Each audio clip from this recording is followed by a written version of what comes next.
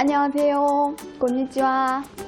I'm Janice. I'm working for Vatek in Global and Sales Division. And today is my very first YouTube debut.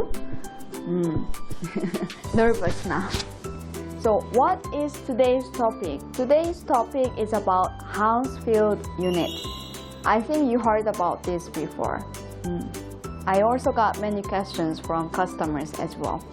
So today I'm going to share my own definition and some details about Hounsfield unit. Okay, let's have fun. Ta-da!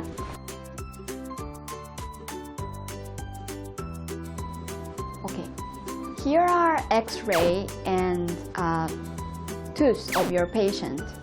When X-ray meets tooth, the strong part of the tooth will fight against the X-ray, and the weak part will, when they meet X-ray, they will fall down. And the sensor on the other side is screening whole the situation, and computer is calculating the points, the grades of each part, how strong it is. So the computed grade means Hounsfield unit. So for example, enamel is the strongest part of the tooth, and when enamel meets X-ray, it's quite strong. So it always has a very higher points. On the other side, like blood or fats, they are very weak. So when they meet the X-ray, so they always have a very low points. So again, Hounsfield unit is the number to show how strong each part is against the X-ray.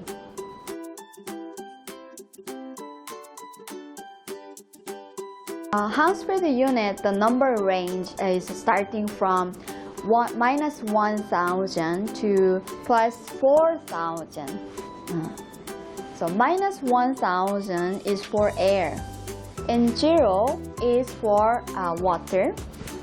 And enamel is quite strong against X-ray, so it's around 1,500 to 3,000.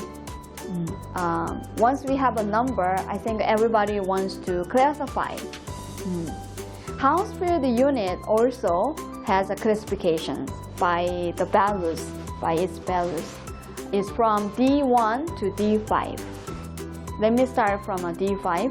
D5 is below 150. D4 is from D4 is from 150 to 350.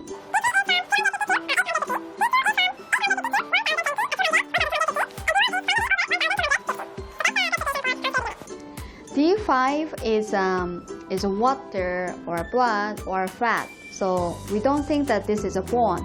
So let's focus on D2 to D4. So this is how they look. D1 is a cortical bone. It's very hard. It's almost like a concrete. And D2, it has a thick cortical bone, and inside there are trabecular bones. So well balanced with the trabecular bone. And D3 is a more trabecular bone and thin cortical bone. And D4 is hard to find the cortical bone, almost trabecular bone. How they look may not be enough, so I try to give you what is a similar material with the D1, D2, D3, and D4.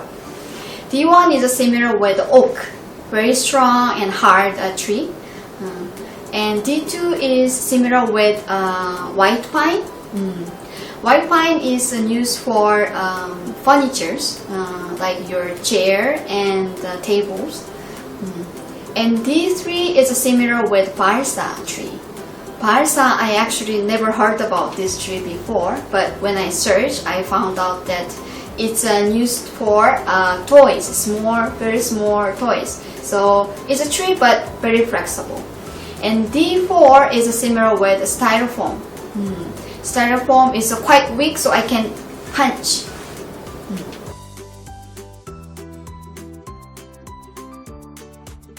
Normally, Hounsfield unit is compared between cone beam CT and medical CT.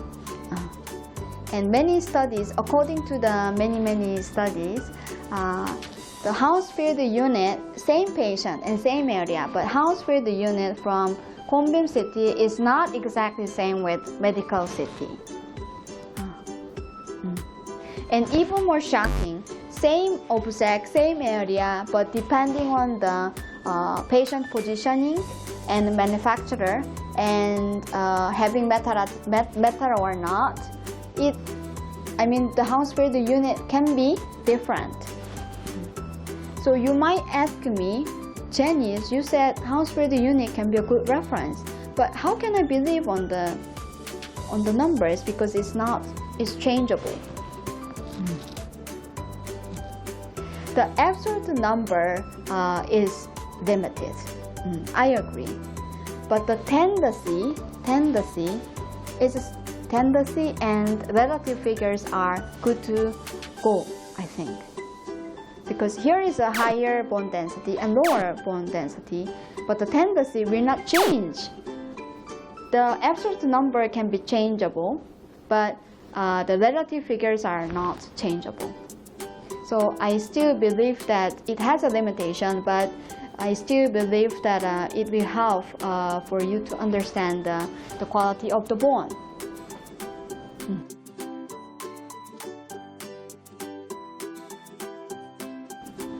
Number one is before implant surgery, we need to check the quality of the bone for the electrical site.